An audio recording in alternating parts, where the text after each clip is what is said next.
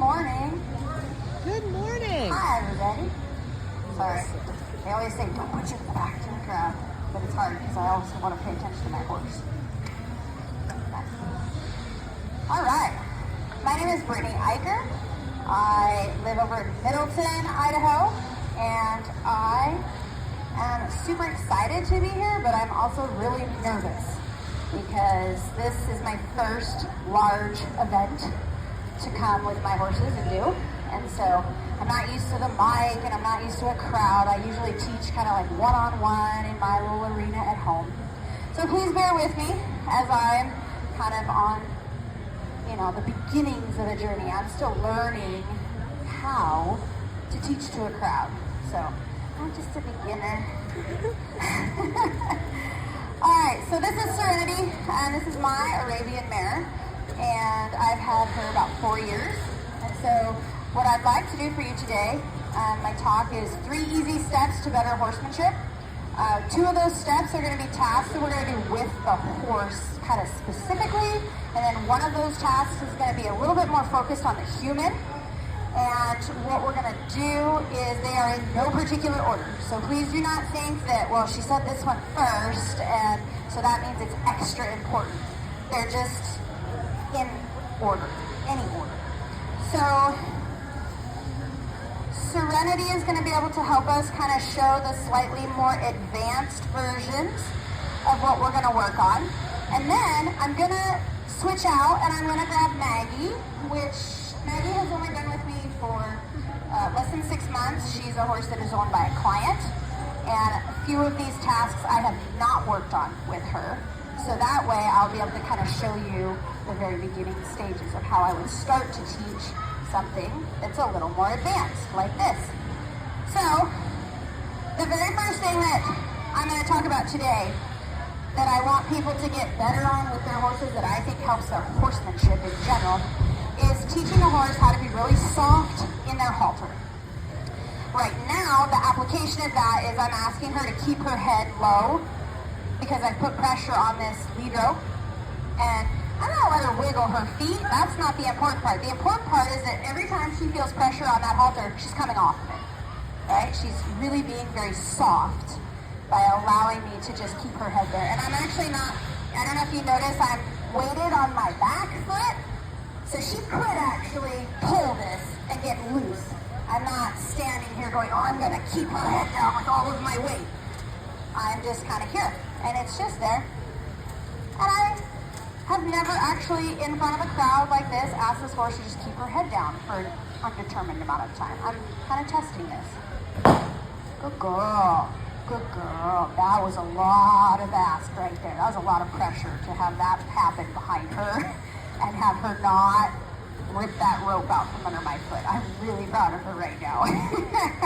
And so because of that, I'm actually going to go ahead and wait until she's not pulling on my rope.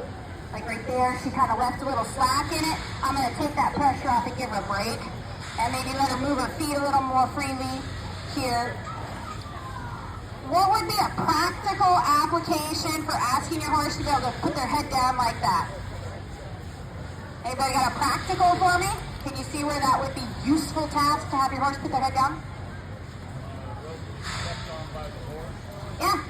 If I accidentally let go of my rope and my horse is loose, what if most people are like, oh my gosh, loose horse, and they kind of grab it because they're afraid they're going to step on the rope. Well, most horses, if they haven't been taught this, they step on the rope and they go, oh, and they lift their head up, and then it's worse, right? And everybody's stressed out.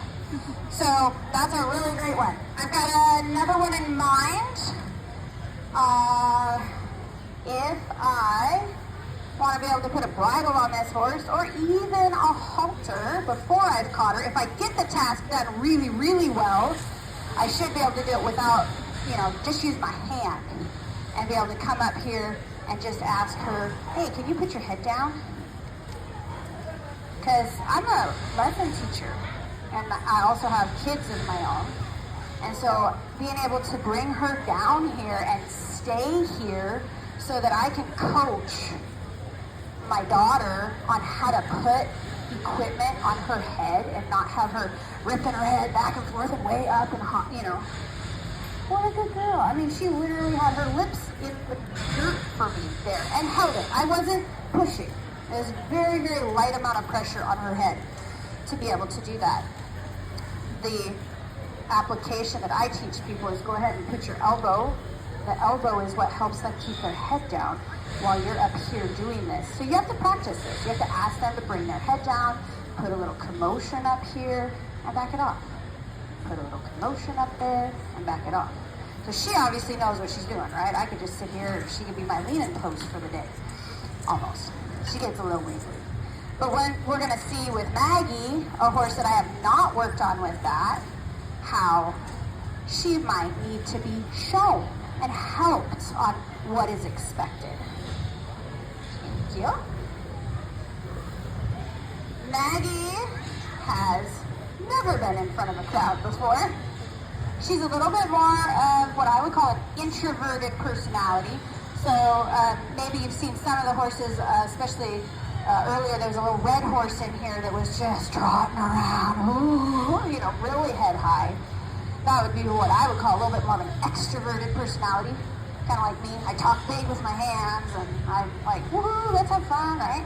Or I get really scared, I cry really big, and I'm like, whoa, you know, I'm an extrovert. This horse is a little more introverted. She's like, I'm really scared right now. I am really scared. And maybe you know somebody like that. Or, like, every once in a while, my husband is, maybe he's playing with the kids, or we're out on a hike or something. I'm like, oh man, babe, are you having fun? And he's like, yep, I'm having so much fun. And I'm like, really? Tell your face. Because I can't tell. I think you're miserable. You look, you know, I can't. So this horse, she's relatively stressed this morning. The head is up, but the feet aren't moving that much. But she's not happy. So be aware of, you know, what kind of horse you've got, how you're going to ask them to handle things. And don't assume that just because they're holding still that they're calm. Now, she has some Appaloosa breeding in her. So you can't always also go by the whites of the eyes showing, because this horse just naturally all the time looks a little wall-eyed. Like right there, kind of when I say, hey, you're all right, and she kind of softens her face, she's still showing white. So just a little side note there for you. So what I would do if I was starting kind of getting her softer in this halter, there's two methods. One method is to put a little downward pressure there, and then kind of let that off when she comes forward or down there. And I'm not worried about the feet right now. I'm just worried about the head down part. Right there. And you're going to get really good at your timing.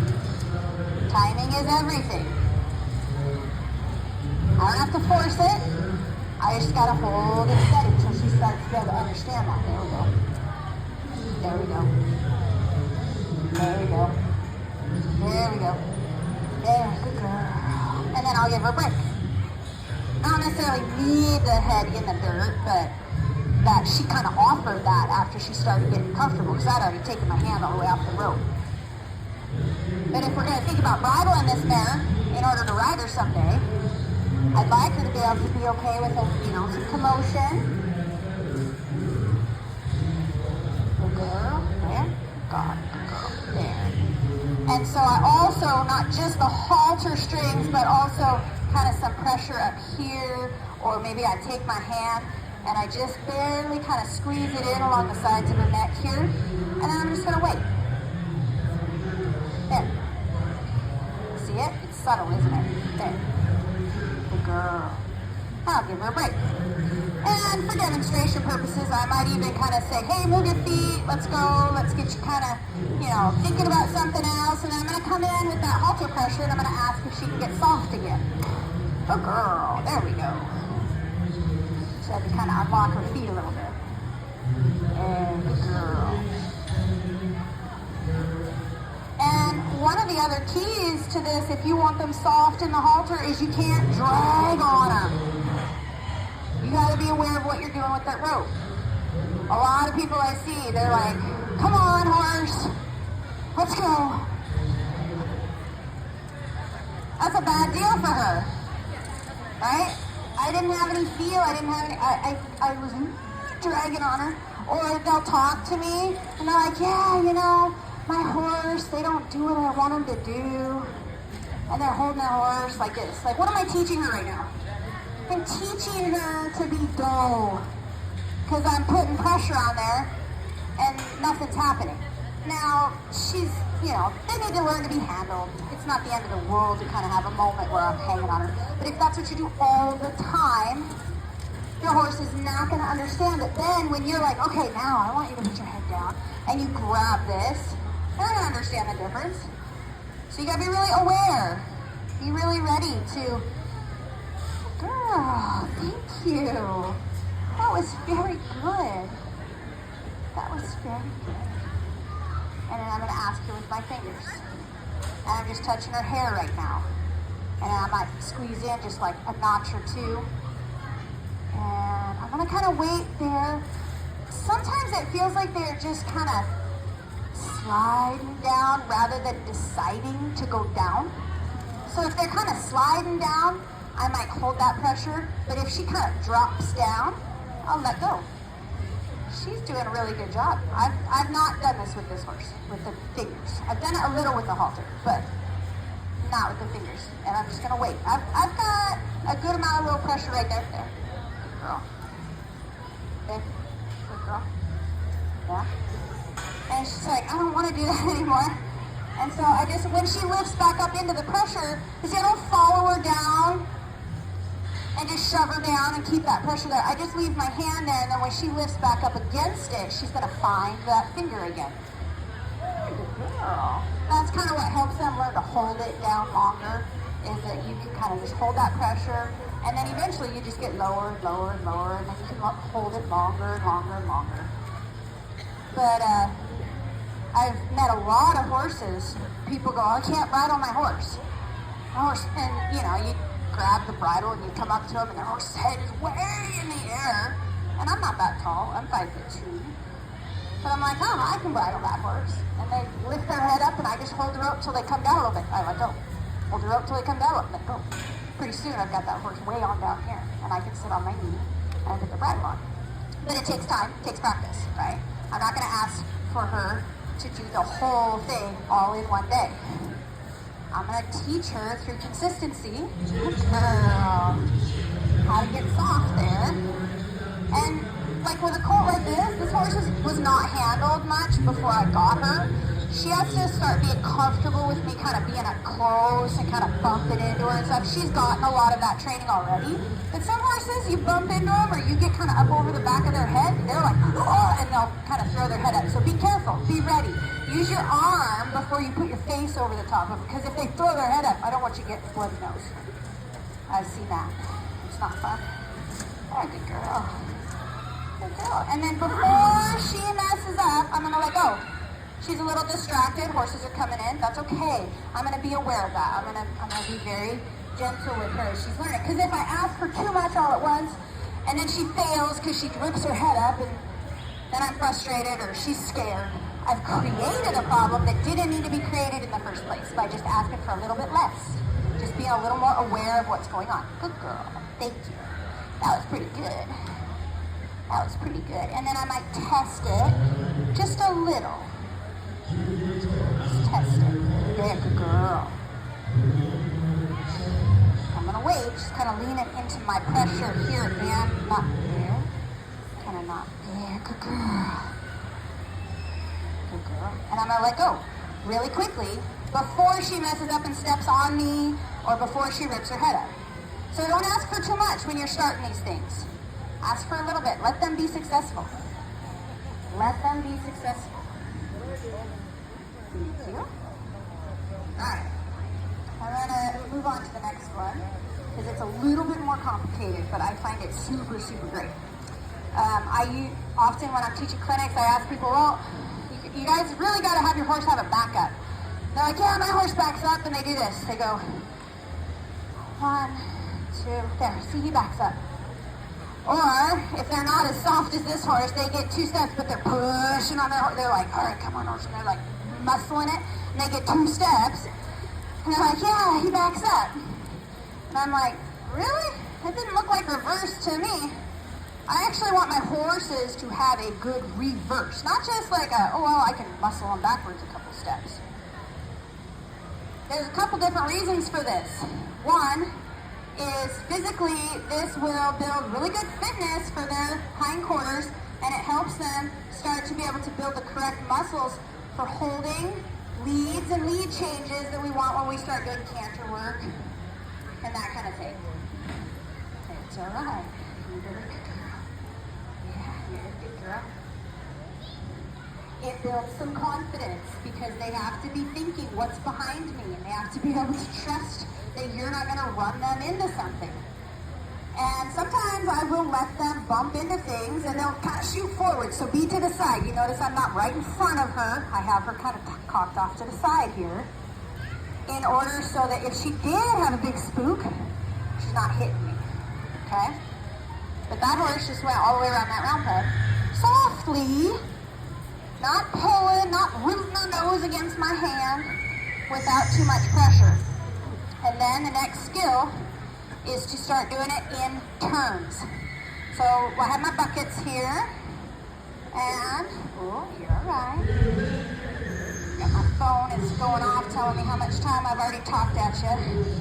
Turn that off. Okay, so I'm gonna go backwards. I'm gonna push her nose away from myself in order to shift her shoulders over and angle her hindquarters the direction I want her to go. So now I can make a tighter circle. Good girl. She's a little more, what I would say right now, almost kind of frantic in her back up. It's not really like frantic, but it's not smooth and slow and really connected. And that's just because she's been stalled in a really small stall. With all the rain, there's not really good places to do a lot of groundwork and exercise her out. So she's like, oh, I got all this pent-up energy there. She kind of got a little softer with me, so I'm going to stop for a second. I'm going to try really hard to put my horse up before you guys, before the task of trying to show you this. I'm like, hey, I got to pause here. I got to take care of her brain instead of rushing through this. Okay. There, see how much more calm her feet are right now? Because I took that moment to kind of pause and say, hey, you're all right. Doesn't all have to be super rushy. I'm pushing her nose away to angle that direction. And right here, when I get in the middle, I might switch hands. Oh, I lost my momentum. That's all right. And then I'm going to push her nose away. But I don't really want her butt to swing. I'd rather her front end, this front foot, needs to swing out. I'm going to stay here with her a second. She got a little distracted. I don't need to get harsh. There. I just needed to give her a moment to kind of, I know, work it out. She's like, oh my goodness, Mom. There. So even though this horse was supposed to be my like, oh yeah, she knows how to do this horse, I'm going to take the time here to kind of set this up and get this good before I switch to the other horse. You're all right. I know, there's a lot going on in your blind spot. You're a good girl. There. Switch hands. There. See, that time she was able to come through that transition a little smoother. Still not perfect. She's kind of going sideways right now instead of, so I'm going to kind of tip her a little tighter and say, hey, don't just eke out sideways. Go backwards. There, good girl. And in the very beginning, like right now, because I have so little pressure on her halter, there's not a lot that I have to do. I'm just kind of following her because she kind of knows what we're doing. She gets a little distracted, but she knows the drill here. There we go. Now what I'm going to show you with Maggie is there's a certain timing that you can time up with these feet to make this a little easier. And what it is it's this outside front foot. There, there, there. And then maybe I'd go straight a little bit, and then I'd go right there to the tip. Does that make sense, you guys? Are you kind of seeing what I'm talking about? I'd be a few heads yes and mostly no's. That's all right. Oh, good girl. That's a release of tension there. She's like, oh my gosh. Okay. Right, switch out with me real quick here, Julia. Let's see if Maggie can give me a little better visual on this back up here. At least you guys can see the figure eight, right? I brought my buckets so you can see that it was a figure eight, because I've done that for other people before. I'm like, yeah, back your horse in figure eights. And they're like, huh? And I do it, and they're like, I don't get it. So I found that putting the visual of the buckets out helps. Okay, so if I'm on this side, the girl, we're gonna go backwards towards Julia, kind of around that red bucket is the goal. I ask my horse to go backwards, and as she picks up the foot that is closest to you guys, I tip her nose outward just a little bit in order to help lift this front shoulder up and out, which in turn moves her bum towards me. Okay? So backwards a step or two. 1, 2, tip it out. See that? Backwards a step or two. Right here, tip it out. But if I tip it too much, I'm going to miss my bucket. So right here, I kind of need to go straighter backwards. I'm going to give her a break there just for a second because that was pretty good. She had good cadence for about 3-4 steps. Don't go home with your horse that you've never asked to go backwards and try to do figure eights. Okay? Go back home, get them soft on their halter, ask them to go 4 steps backwards, straight, just straight first. And then you might go backwards 4 steps and only do 1 step to the outside. Like right here, 1. Boom. Oh. And she didn't overstep too, I like that, so pet her. I might go backwards 2, 3 steps. Oh, now she kind of overturns, I can step towards her hip on this side and kind of say, hey, or I might say, hey, I need to go a little straighter. There, thank you. I know you're kind of spooking at the tractor, but don't run me over with this shoulder. Girl. And then tip it out. It's a little messy there. It's okay. It's a little messy there. She's spooking. Trying really hard, you guys, not to let this big pressure, this big venue, make me feel nervous about, my horses need to be perfect because I'm the trainer. I'm supposed to know what I'm doing. I've had more people say they learn when they see me deal with mistakes on horses than they do if I just had a perfect horse. So, girl, that was better. Had a little bit of cadence right there. Could go back a step or 2 and then out to the side. There's a horse in my pocket. That's my ringtone. Somebody just texted me. It's funny to watch the horses get really nervous about that. All right, questions. Are there questions on the backing and how to turn your horse in a circle backwards? Observation. Yes. When you're pushing, if you will, Yes. the front out, the back end swing around. When you were helping Sam to side up to the mountain block, you were talking about these horses are like the horses on the carousel. Yeah. Pivot around the pole. They pivot around the withers. Right, around the withers, when Yeah. you've got the pole on the carousel. Uh-huh. And that's what she's doing. Yeah, we've got a nice pivot going on. So it's really interesting because it's very kind of natural to the horses. If you push one side, then the front will kind of, like if I push on the back end, the front tends to follow. And the pivot point usually is like right here. And so in the opposite manner, if I am going backwards and I push her head, she kind of pivots, right? That was what was being observed. That makes sense. That's why that kind of works. Good girl. You're a good girl. Nice done. Nicely done. There. And there. Good girl. My timing was bad right there. She had already lifted the foot and I pushed, so it was a little rougher. At first you're gonna really stare at those front feet and you're gonna go right as she lifts and it's before the foot actually comes off the ground that you wanna tip it to the side just a little bit with your halter so that you're tipping the momentum that way. You don't wait until she's lifted to then push on her because she's like, well, I'm already kind of in my trajectory. Oh my gosh, I can't say that word right now. Tongue-tied. She's already committed to whatever movement by the time she lifts the foot. So you can't really move the foot very easily. You kind of, watch that timing right here. Boop. Right there. And then straight. If I hold my hand straight, she should go. She's like, wait, I thought we were turning. So I'm just going to wait with her here. There, good girl. Not turning yet. We're just going to go straight. So you got to balance that out. Don't turn too often in the beginning when they're learning this, because then they'll just kind of get, we don't want them to get mechanical. We want them to listen. I don't want to create furry four-wheelers. I want them to be thinking. I want them to be a partner. I want them asking questions. Some people want to ride a furry four-wheeler that doesn't do anything outside of what they've been trained exactly what to do when they do that state. But that's just, to me, that's not fun. It's not partnership. It doesn't help me and the horse work as a team. It's just rote memory for the horse. So be careful of that. You want to practice it enough, but you don't want to practice it to the point where their mind actually shuts off. There we go. Good girl. Good girl. Perfect. Oh, sorry. Sorry. Good girl. All right. Good girl. Hi. Yeah. Good girl. Proud of you. You're doing great. All right. We're going to go on to number 3. Number 3 is for the human a little bit more. And I find that a lot of people have no personal space when it comes to horses. And it's a really big deal to me. And really, you make a lovely door. Come on, swing around there. Thank you. I think she was jealous. She doesn't want me to talk to you. She wants me to talk to her.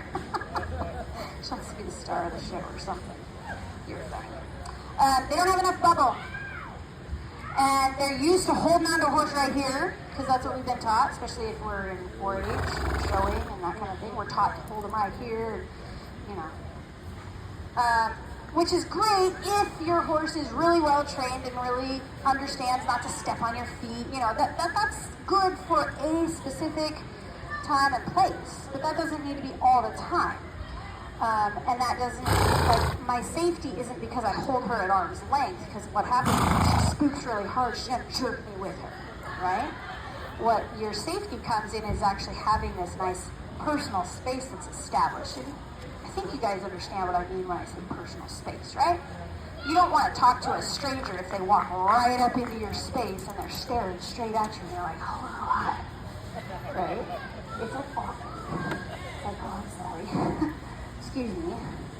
So same thing with the horse though. People will walk up to my horse and they're like, oh, can I pet your horse? And I'm like, sure. And they're like, hi, you're so pretty. And vice versa, what that creates is horses that think it's okay to come straight up into my space and step on my feet or hit their head into my hat or whatever. I'm like, dude, I don't know you. I don't trust you. I trust this horse. I get in close with this horse because I have a relationship with her. But when I first started with her and she would like, maybe she swings at me like that, I'd be like, hey, excuse me, pardon me? Can you just like not for a minute? And she gets really clingy when she's stressed. If any, I don't know, not that I'm trying to ask you to not pay attention to whoever was in here before. Miss Shelby was in here before. Sorry. I was standing over there waiting and listening and watching because it was interesting. And this mare just creeping up. When she's stressed, she creeps into my space. Thank you. Yeah, good girl. And the reason why is when a prey animal feels afraid and they're in a herd, they group up in really tight to each other because the horse or two that's in the very middle of, say, a herd of 6, they don't get eaten. The one that gets eaten is the one on the outside. So that's why horses tend to crowd us. It's not because they're trying to be rude. It's not because they're trying to be disrespectful. It's not because they're like, oh my gosh, I mean, sometimes it's a little bit like I don't care about you, but it's not personal, okay? It's because they're nervous and their instincts are telling them, if I just get really close to Brittany when someone's trying to like touch my butt and I don't know them, that, you know, I'll be safer. So we need a bubble. We need to be able to put a little energy out there and say, hey. Now this mare's pretty sensitive, so when I get kind of big, but I've been around a lot of horses that I put my hands up and they're just like, it goes right over their head. And they're like, I don't see you at all. So I have to get bigger to be able to claim this space. And when I'm chatting with people, I claim my space. I don't let them just, as I'm talking with you guys, it's not acceptable for her to just come in here and then she's like, oh, your straw hat looks good. She's like, pull on my hat. And I'm like, go away. You know, it's like, no, excuse me, space, thank you. And sometimes people aren't aware of it. they're talking, and their horse crowds them, and they do this, and they're talking with you, and they do this. And that horse just keeps creeping in, and they don't even realize it. So I want you guys to be really, really aware that this space thing is important because it's a safety thing. Part of the reason my horse was able to handle that spook from behind is because I do have enough space that now when she spooks, she's like, oh, but you're there. So I'm gonna try and be careful not to hit you. I've had some horses that I've had a long time, and when they spook, they tend to go around me instead of straight into me with their shoulder. So one of the ways we're gonna get this space happening a little bit with some of these horses. There, see how I didn't drag on her? I waited, and I kind of gave a little with my arm and said, hey, come with me, but I'm not going to pull you. In the same manner, I'm going to say, oh, hey, can you, not grab me right there when I decide to stop? Instead of just grabbing her halter and be like, stop. Because, again, I don't want to create that dullness. I want to create her being able to go with me and stop with me. And if I have to get a little bigger and say, hey, this kind of means something here. I have space back here I don't want you in. Hi. That's important. Now, I think I've talked about a couple of the practical things. One of the really practical things that I find with this is I'm walking along with a kid and they just randomly stop. And I'm like, wow, let's not run over the kid. Right? Especially in a crowd like this. There's a lot going on. I need these horses to know that they've got to watch out for me. And they need to then also be able to watch out for little kids. So I have my little students work on this too. And my little kids can sometimes get more done with a horse because as a little kid, I teach them how to project big energy up here. And it's not just the rope. It's a feeling that you have to have. You can't just go back up. You have to go back up. Can you guys feel the difference? Can you see where my shoulders are up, my eye contact is up, and I'm coming from my core, and I'm kind of pushing it out there instead of just being like, go backwards, horse. It's almost hard for me to keep it in. It's like I've gotten so good at projecting it out, I have to learn how to keep it back in and push back up, back up. I see people do that. They're like, okay, come on, horse, back up. And they have no oomph from their core. Questions? Comments? Other practical applications for a horse respecting your space? No? All right. That's what I have for you today. I do have a booth in the back if you guys want to come and visit, ask some questions, and then I'll have a presentation tomorrow that will go into a little bit other things. Huh? I was just asked what booth number. I'm booth number 57, I believe. I'm kind of right down the middle of the line, on a corner. So, anyway. Thank you guys for your time. I appreciate it. Oh, look at a good girl. I know that horse. Awesome. You guys have a wonderful day. Pretty sure trick riding was before this. What time? I don't even know what time it is.